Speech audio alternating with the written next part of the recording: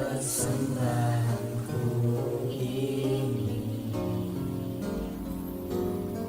Ku ingin Engkau menerima korban syukurku melalui pujian. Takkan pernah ku bawa selain yang terbaik, yang harum dan sejati di hadapan tatamu. Yesusku, terimalah korban syukurku ini yang mengalir di hatiku sebagai persembahanku.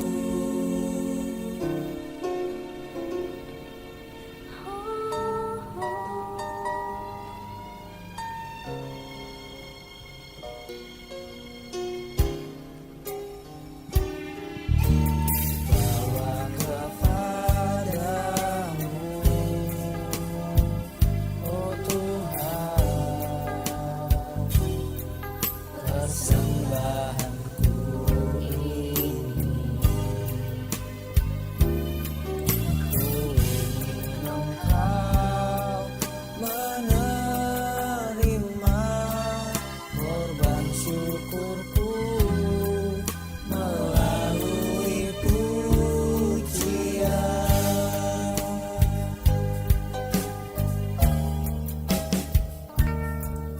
Ku bawa kepadamu, oh Tuhan,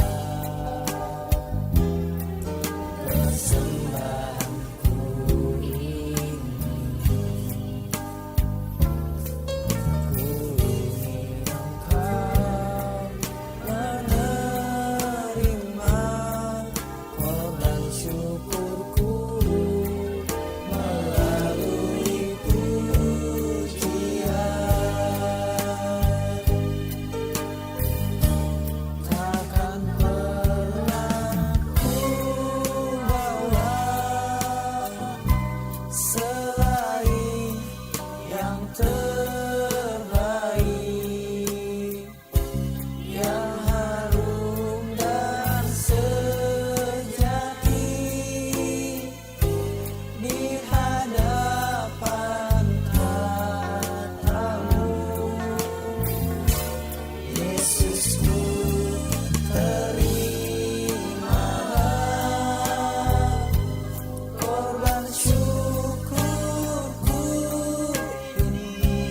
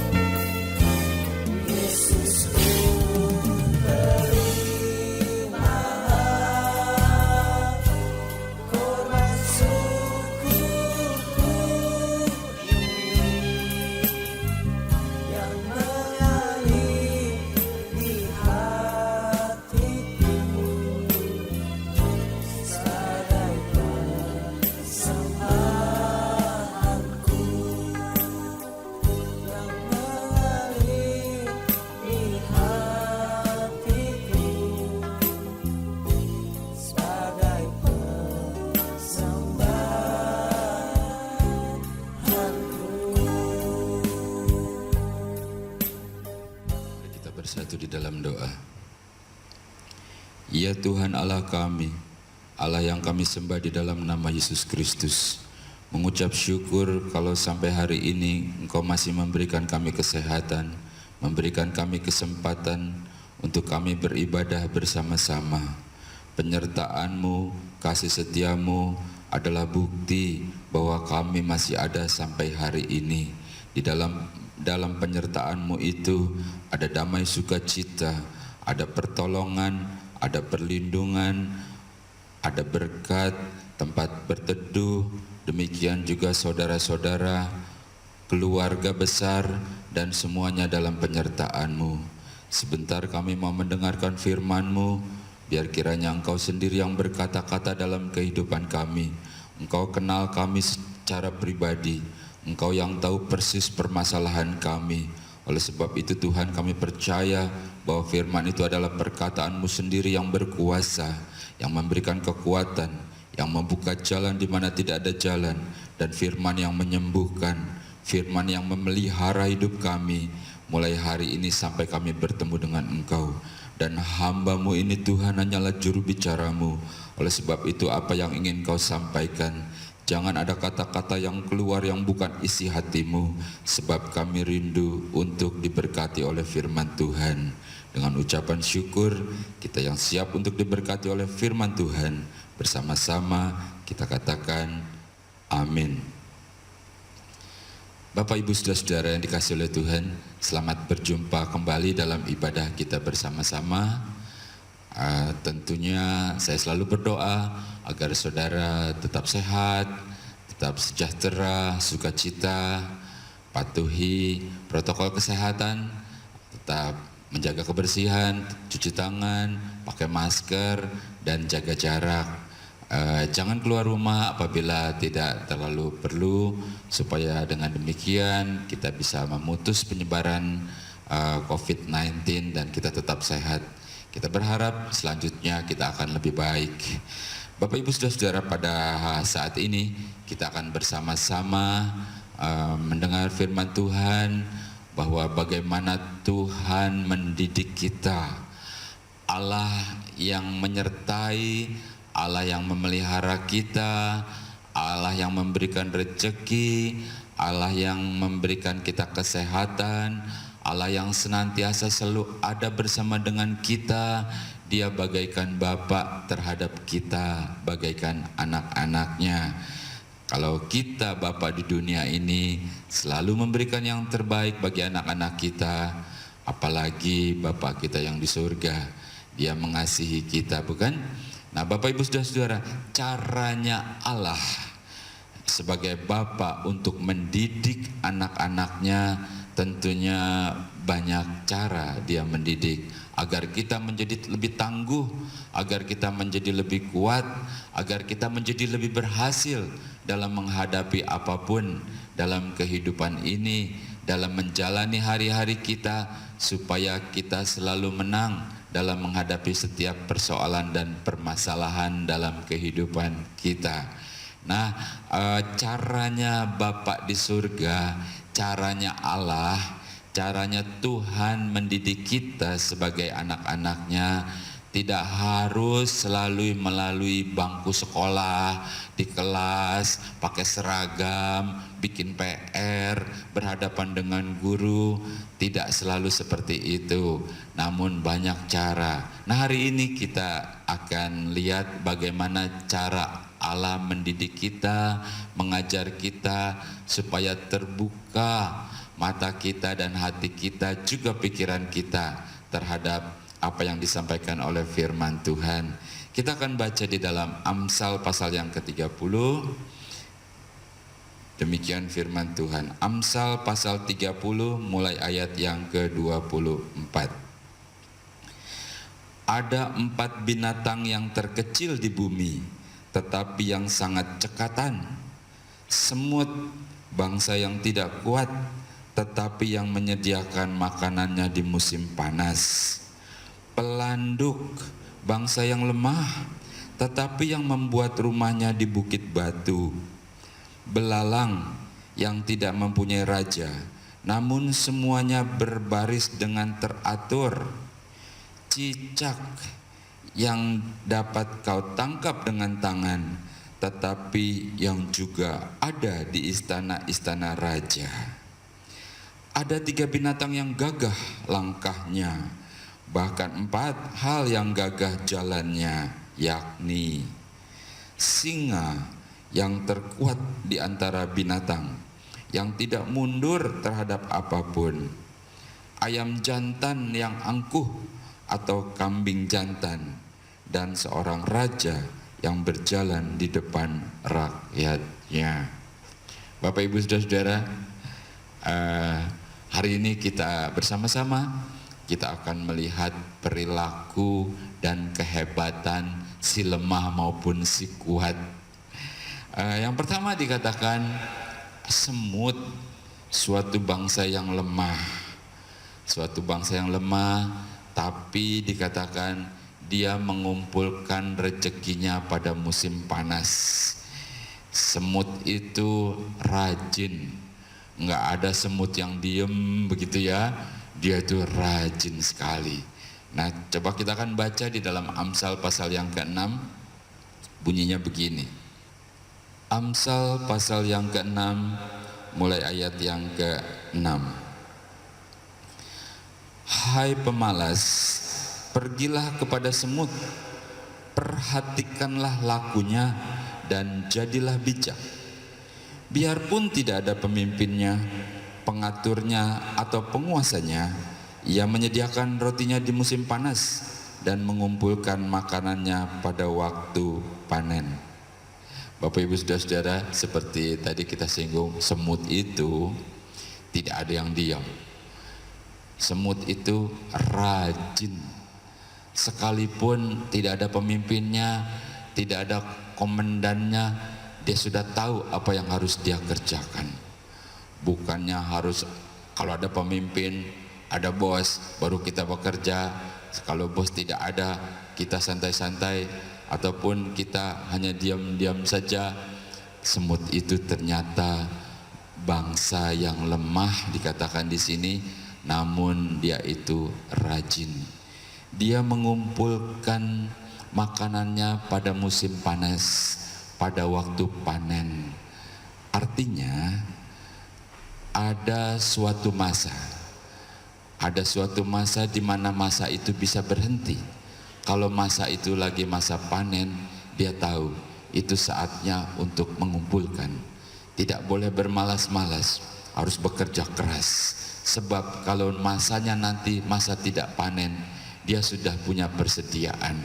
Kalau itu musim panas, kalau tiba-tiba nanti masanya musim dingin, di mana tidak bisa bekerja, tidak bisa berbuat apapun, dia sudah mempersiapkan segala sesuatunya. Bahkan dikatakan begini tadi, hai pemalas.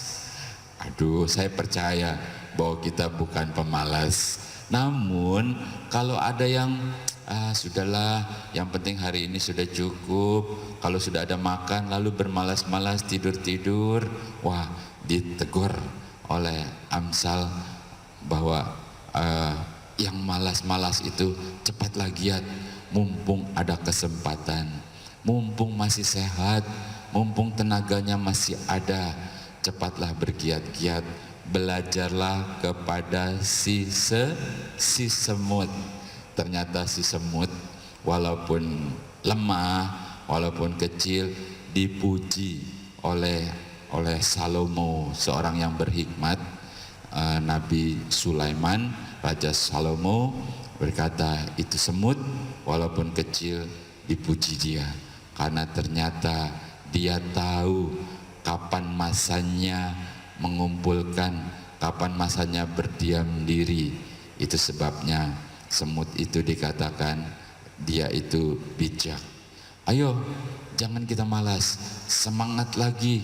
Walaupun keadaan barangkali tidak memungkinkan, walaupun situasinya bukan situasi yang serba enak, tetapi belajarlah kepada si semut yang walaupun lemah, tetapi dia tunjukkan dia rajin, dia berusaha, dia kumpulkan sehingga kalau saatnya terjadi sesuatu, kalau masanya itu sudah berlalu, masa panen itu, dia sudah siap dengan bahan makanannya. Lalu apalagi kemudian dikatakan ada pelanduk. Pelanduk itu kancil, si kancil juga lemah, namun dikatakan pelanduk itu juga menjadi teladan. Kenapa begitu? Dikatakan dia membuat rumahnya di bukit-bukit batu.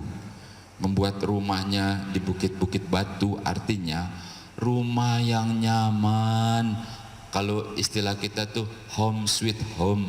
Tempat di mana ketika kita masuk ke tempat itu, lalu di situ terjadi perteduhan. Tempat di mana kita melepaskan capek, lelah, penat. Nah, si pelanduk ini, si kancil itu, dia bisa tahu, dia bisa menyediakan tempatnya di bukit batu. Artinya suatu tempat yang nyaman, tidak terganggu. Kalau bukit batu itu apakah ada angin topan atau ada hujan besar, dia tetap aman berlindung. Nah, si kancil ini kan juga seringkali dalam cerita anak-anak kita zaman dulu dikatakan si kancil itu sangat cerdik. Bahkan dia bisa mengelabui petani untuk mencuri mentimun, bukan? Nah, itu dia si pelanduk, si kancil. Dia juga dipuji oleh Raja Salomo yang berhikmat itu. Itu si kancil, si pelanduk itu. Walaupun dia lemah, dia tahu untuk menyediakan tempatnya untuk berlindung. Si pelanduk itu, yaitu suatu tempat yang nyaman, tempat di mana tempat perteduhan jiwa, tempat di mana melepaskan segala penat dan lelah. Kita akan baca di dalam Mazmur pasal yang ke-62 ayat 2 dan 3. Mazmur pasal 62 ayat 2 dan 3, demikian firman Tuhan. Hanya dekat Allah saja aku tenang, daripadanyalah keselamatanku. Hanya dialah gunung batuku dan keselamatanku, kota bentengku, aku tidak akan goyah. Bapak Ibu Saudara-saudara, kehebatannya si pelanduk itu yang dipuji oleh Raja Salomo itu, walaupun dia lemah, dia itu pandai, dia tahu untuk membuat rumahnya di gunung batu, tempat yang paling nyaman, tempat di mana dia bisa berteduh, terbebas dari gangguan-gangguan alam, apakah angin, badai, topan, hujan dan lain-lain. Dan di gunung batu itu artinya di gunung itu di atas, bebas dari banjir. Dan gunung batu itu juga bebas dari tanah longsor. Bayangkan suatu tempat yang paling nyaman. Dan pemazmur bilang, ternyata bagi suatu kehidupan, bagi jiwa, bagi batin, tempat yang paling nyaman adalah dekat dengan Tuhan. Dekat dengan Tuhan itu bagaikan suatu tempat yang tenang, bagaikan tempat sumber keselamatan, tempat di mana bagaikan gunung batu. Gunung batu itu tempat perlindungan. Jadi pantaslah kalau si pelanduk itu juga dipuji oleh Raja Salomo, karena tempat jiwa berteduh juga harus ada tempat yang paling nyaman, yaitu dekat dengan Tuhan.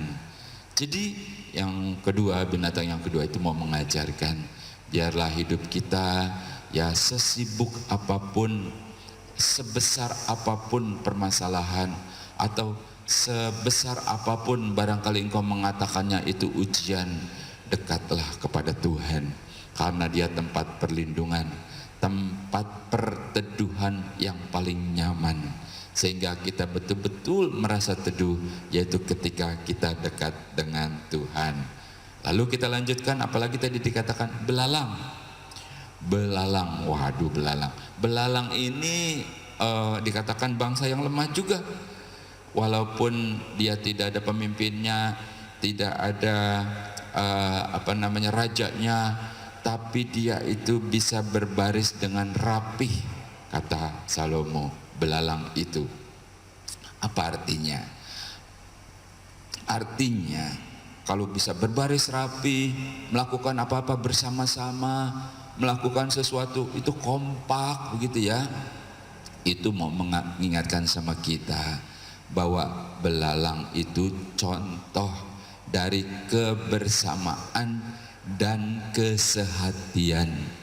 Ya, ingatkah ada pepatah berkata begini, bersatu kita teguh, bercerai kita runtuh. Itu artinya kalau sendiri-sendiri itu si belalang juga nggak berarti apa-apa.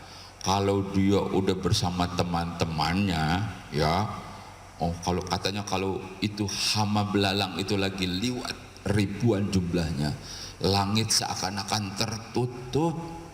Kalau dia bersama-sama tiba-tiba hinggap di suatu ladang yang mau siap panen, ya, begitu dia turun semua itu habis ludes. Bayangkan begitu dahsyatnya si lemah belalang itu ketika dia bersama-sama, dia sehati, dia lakukan sesuatu, dampaknya itu luar biasa. Ternyata itu juga dipuji.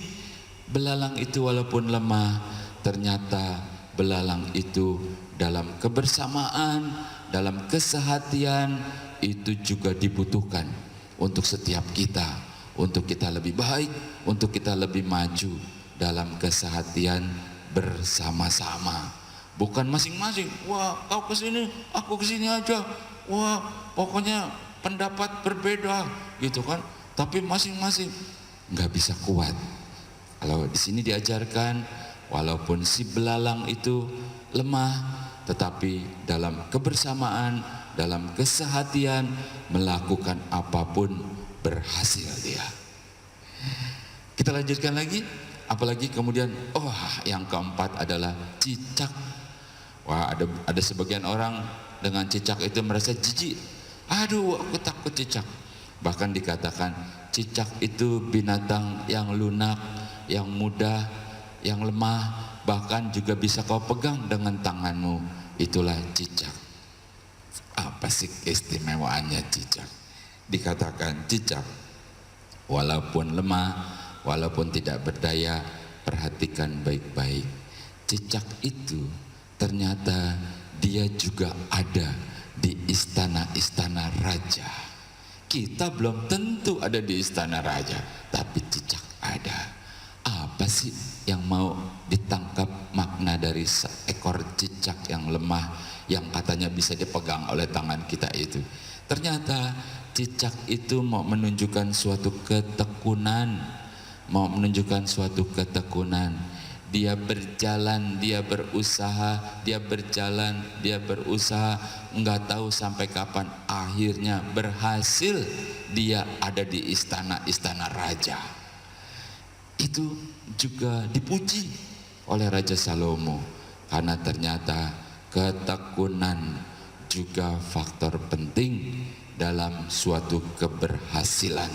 Faktor penting dalam suatu keberhasilan mengatasi permasalahan itu adalah ketekunan dalam diri si cicak yang lemah itu. Tekun itu harus, tekun itu wajib.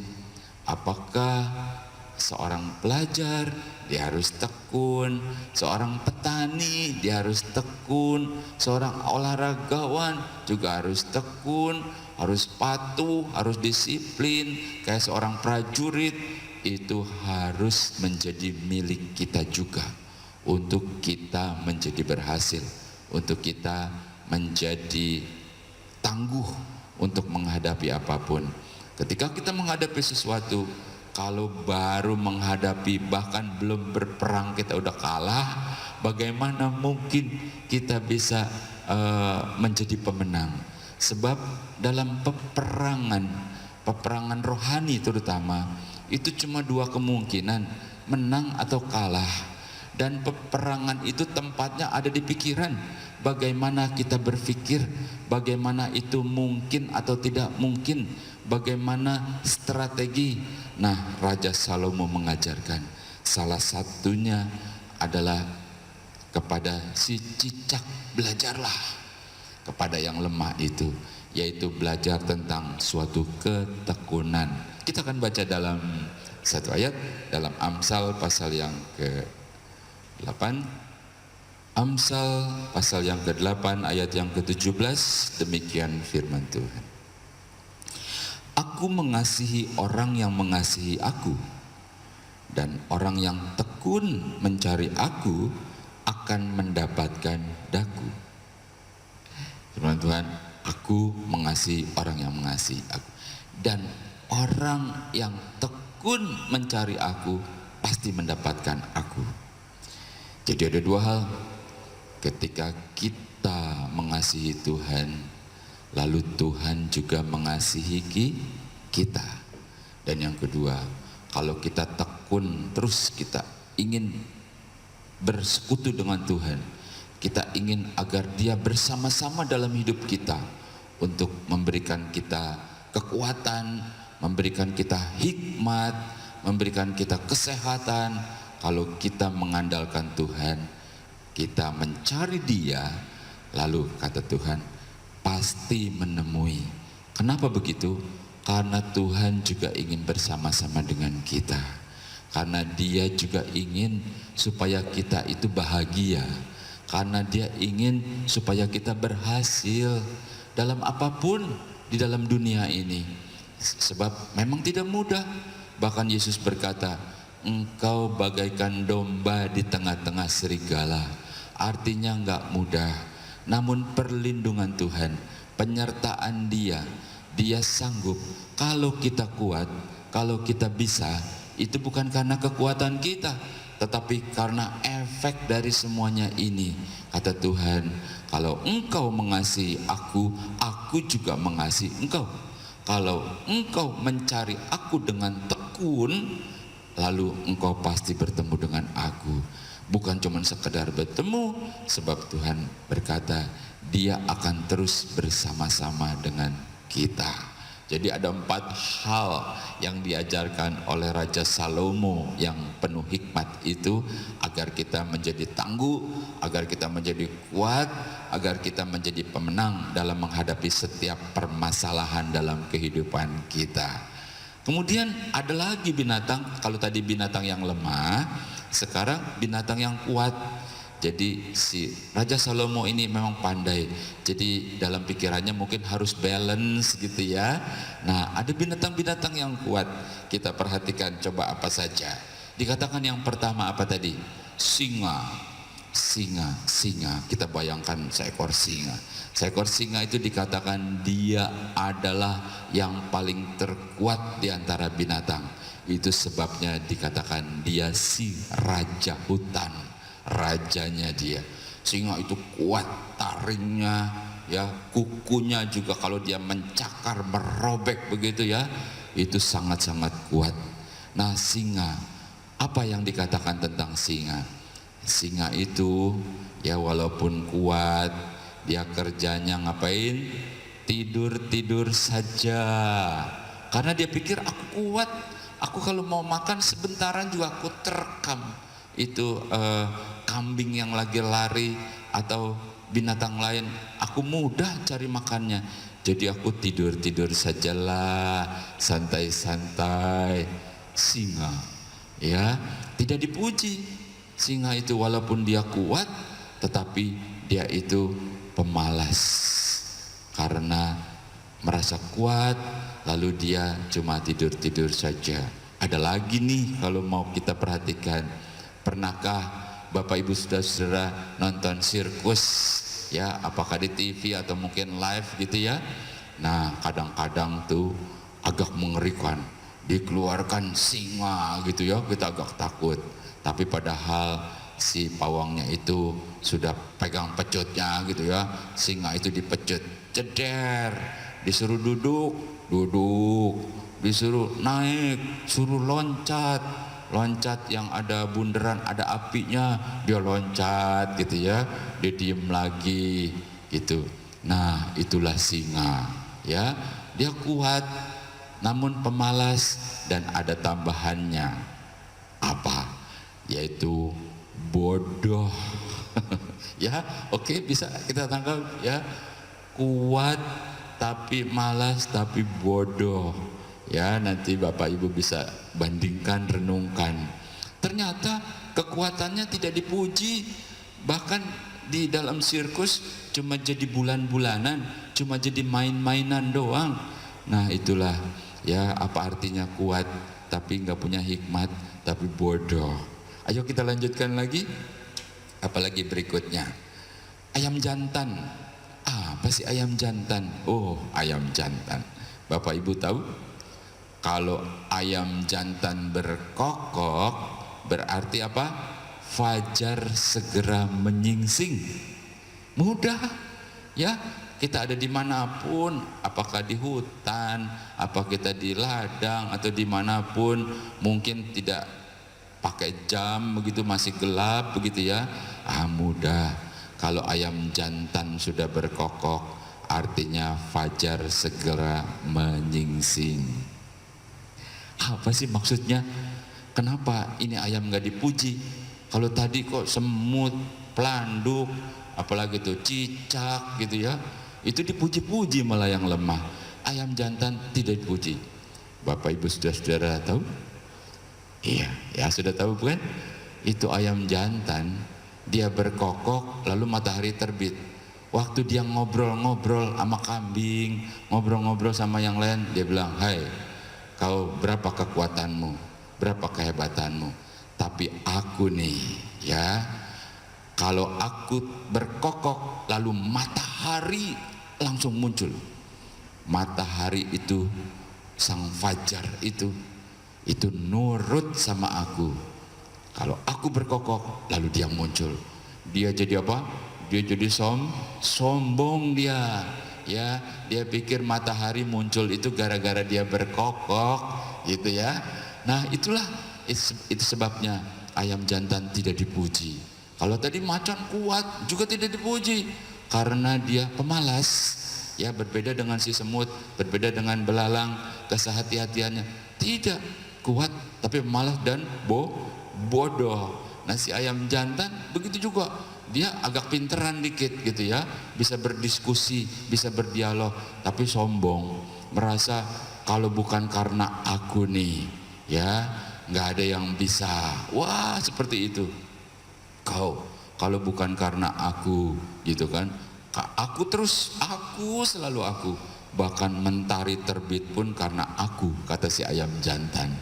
Dan itu namanya sombong, dan Tuhan itu sangat benci dengan suatu kesombongan itu, keangkuhan itu.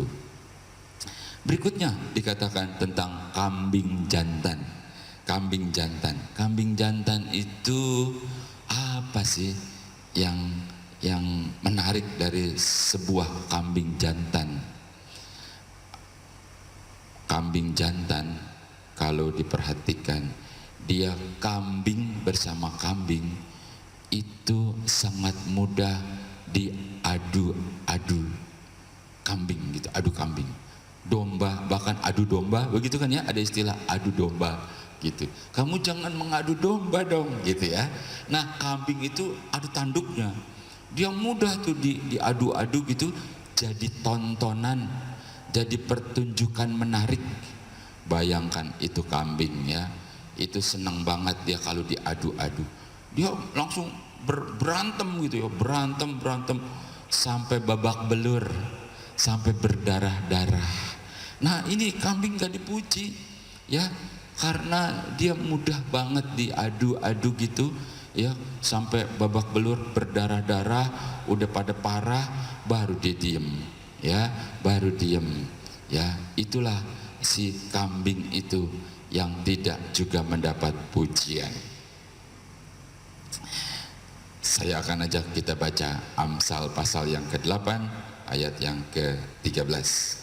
Dan ini adalah ayat yang terakhir, supaya habis itu kita akan simpulkan ya hikmat dari Amsal ini untuk kita menjadi berhasil, untuk kita menjadi tangguh, ya, artinya tidak berdiam diri, terus tekun, terus berusaha.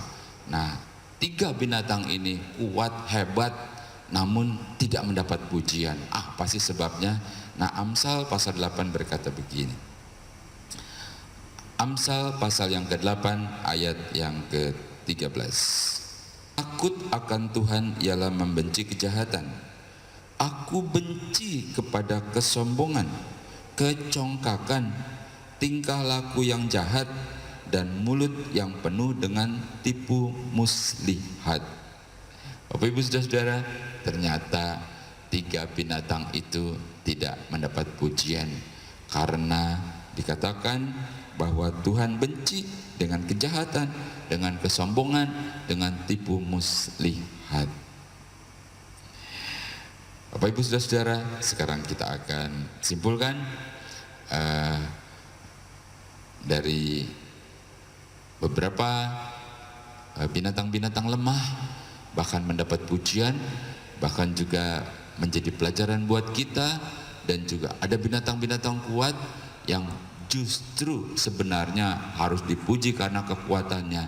Ternyata dia itu sangat rentan untuk gagal, untuk dipermalukan. Amsal pasal yang ke-8 ayat yang ke-17. Aku mengasihi orang yang mengasihi aku, dan orang yang tekun mencari aku akan mendapatkan aku.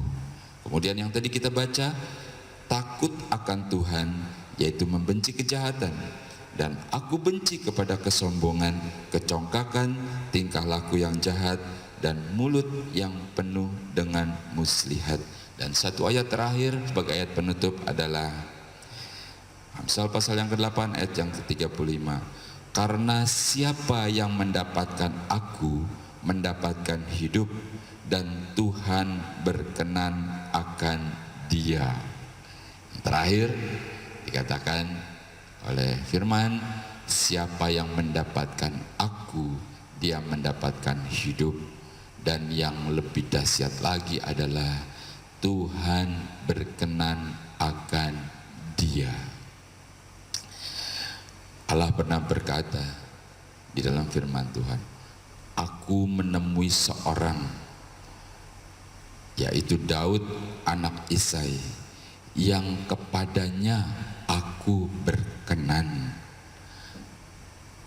Artinya berkenan, Allah akan memperhatikan dia, Allah akan care sama dia, Allah akan sangat peduli sama dia. Bukan cuma itu, Allah akan memuliakan dia. Kalau dia ada masalah, Allah akan menolong dia. Kalau dia mendapat permasalahan, Allah cepat-cepat turun tangan. Itu namanya karena Allah berkenan sama dia. Begitu juga ketika Allah berkata, aku mendapatkan seorang, yaitu anaknya Isai yang bernama Daud, aku berkenan kepada dia. Kalau kita lihat sejarahnya seorang yang bernama Daud, awalnya dalam keluarganya saja dia tidak diperhitungkan. Dia itu cuma dapat bagian suruh ngangon kambing domba yang jumlahnya juga enggak banyak. Sedangkan saudara-saudaranya yang lain, mereka begitu anggun menjadi tentara, menjadi kekuatan begitu ya. Lalu Allah yang berkenan itu bisa angkat dia menjadi kepala prajurit, menjadi mantunya raja, bahkan juga menjadi raja. Dan bukan cuma itu saja, keluarganya, turun temurunnya diberkati dalam perlindungan. Bukan itu saja, kemanapun dia berperang, dia selalu menang. Bukan itu saja, bahkan Allah berkata di dalam firman bahwa keturunanmu tidak akan berkesudahan. Dan kalau diruntut terus dari keturunan-keturunan Daud, lahir Salomo dan seterusnya, sampai lahirlah Yesus Kristus dari keturunan Daud, seorang yang dikatakan Allah berkenan kepada dia. Bapak Ibu Saudara-saudara, kita sudah bisa merasakan bagaimana efeknya apabila Allah berkenan kepada seorang yang enggak diperhitungkan bernama Daud. Apalagi kalau ternyata Allah juga berkenan kepada saudara, Allah berkenan juga kepada saya, Allah berkenan kepada kita. Artinya seluruh kebaikannya, apapun akan diperhitungkan, dia akan peduli kepada kita. Tetaplah kuat, tetaplah semangat, belajar dari yang paling kecil pun, belajar dari yang paling lemah, sehingga pada ujung-ujungnya nanti kita dapati Allah berkenan kepada kita. Tetap semangat, tetap beriman, tetap jaga kesehatan, dan saya terus selalu berdoa buat saudara biar secepatnya kita bisa melewati masa-masa sulit ini bersama dengan Tuhan yang memberikan kita kekuatan. Jadilah kuat dan sampai Tuhan katakan, aku berkenan kepada engkau.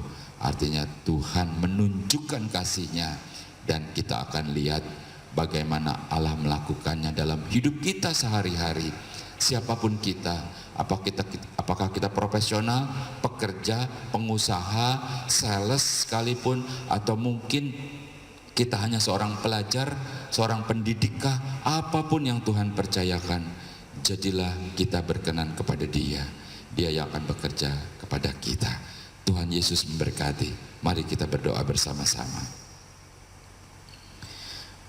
Mengucap syukur kepadamu Tuhan, karena Engkau dengan kasih mengajarkan kepada kami bagaimana caranya untuk kami jadi berhasil, untuk kami menjadi kuat, untuk kami bisa menikmati seluruh kebaikan-Mu. Pada akhirnya sampai kami menjadi berkenan kepada Engkau, menjadi yang paling dikasihi kepada Engkau.